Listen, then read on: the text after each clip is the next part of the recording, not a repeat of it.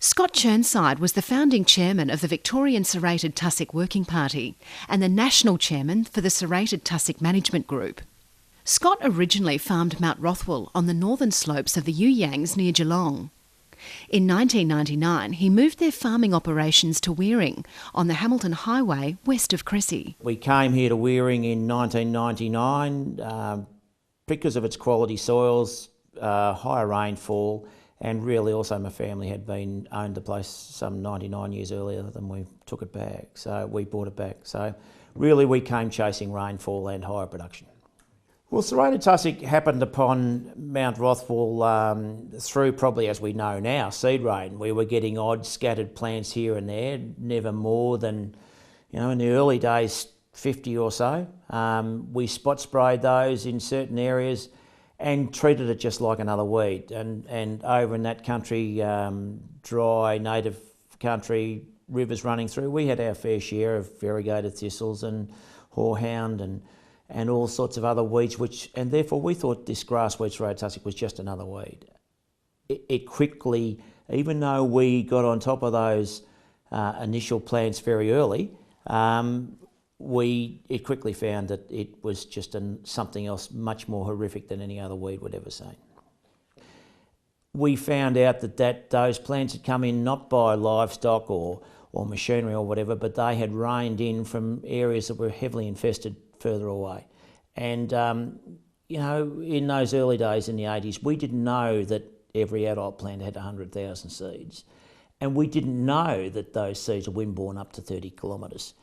Even more importantly, we didn't know how to identify the weed as well as we did once we started spraying it a lot.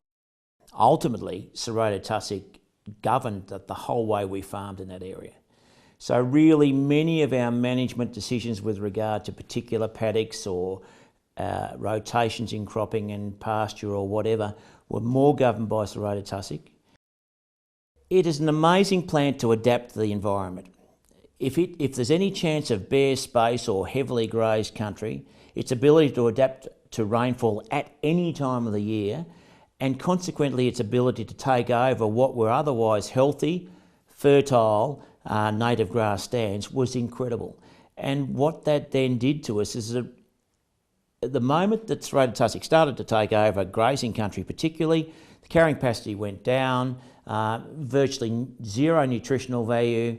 We never got to the stage, as some areas of New South Wales have got to, where animals eating just serrated tussock, it can ball up in their digestive systems, it can actually kill them. We never got to that stage. However, massive reduction in carrying capacity. Moving from Mount Rothwell to Weering, Scott needed to transfer stock from within the serrated tussock containment area to outside of it. And when we first came into Weering, we bought about 8,000 sheep with us, and I believe that we got over here without necessarily bringing one plant, because we gain our timings and where we place sheep to make sure. It was about simple hygiene issues. It was the same as any weed and anybody buying any stock. Putting them in a paddock in a small area for 10 days so you knew that if there was the slightest chance of something coming in, that you'd know where it was. Ditto in terms of whether the sheep were shorn or not. Obviously, sheep off shears are not going to be carrying seed. We did find one or two plants on Weering off the side of the railway line. And again, from my work with the Serrated Tussock Working Party, we knew that the railways and the roadways were great vectors for the weed. And in those times around Werribee, where there was blowing seed right across the railway line, and you could go on the Geelong-Melbourne train and almost see waves of seed coming over the trains, that ultimately got carried onto railway lines. So yes, we did find, and somebody also found 15 or so plants on the other side of the railway line beside the highway there, which almost certainly came from either a vehicle stopping there or off the railway line.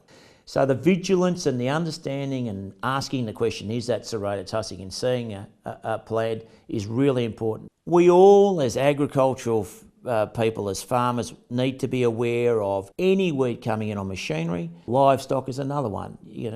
Even something as insignificant as a stud ram out of the Monaro needs to be put in a yard, because one or two plants gained that way can completely destroy an enterprise in 10 or 15 years if people aren't aware.